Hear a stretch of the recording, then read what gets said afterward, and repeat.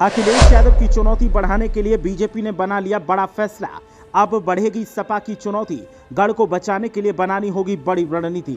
सपा के गढ़ में सपा को ही समेटने का सपना देख रही बीजेपी सपाइयों ने भी कस ली है कमर, लेकिन चुनौती से निपटना आसान नहीं। देखिए क्या कहते हैं स्थानीय लोग। सपा को सीधी चुनौती देने के मूड में बीजेपी आला कमान तैयारियों में जुटा। देखिए क्या है टक्कर देने का प्लान और कैसी स्थिति में है समाजवादी पार्टी।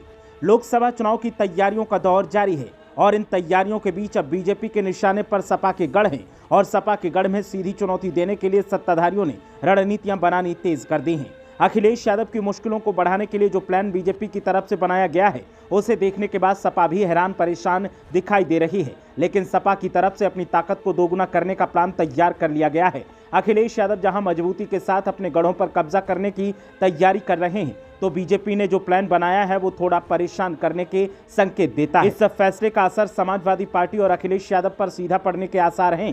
दरअसल बीजेपी ने मंगलवार को 80 सीटों को 20 क्लस्टर में बांटा है।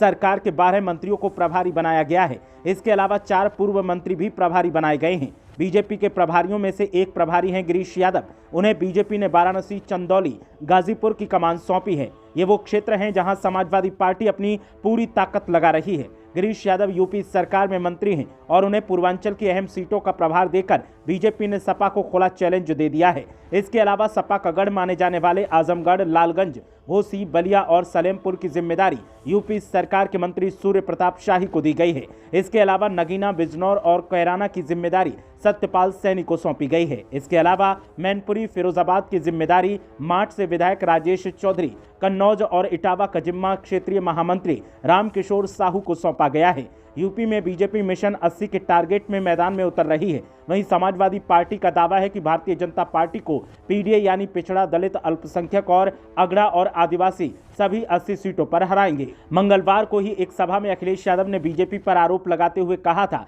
कि सरकार ने सालों के बाद इंस्टीट्यूट खड़े किए थे। जब से भारतीय जनता पार्टी की सरकार आई है तब से उन तमाम इंस्टीट्यूट्स को बेच दिया गया है। निवेश के नाम पर बड़े बड़े विज्ञापन दिए गए हैं और जनता को बताया गया है कि 40 करोड़ का निवेश आने वाला है। निवेश तो आया नहीं, नौकरी छिन गई, नौजवान बेरोजगार हो गए। ऐसे में अब सपा की तरफ से तैयारियों का दौर जारी है और सपा की कोशिश है कि बीजेपी को पटखनी दी जाए और अब की बार किंग मेकर की भूमिका हासिल करने के लिए ज्यादा से ज्यादा सीटों पर कब्जा किया जाए। इसके लिए कार्यकर्ता भी मैदान पर डट चुके हैं और बड़े नेता भी रणनीतियां बनाने में लगे हैं। ब्यूरो रिपोर्ट, मीडिया हलचल।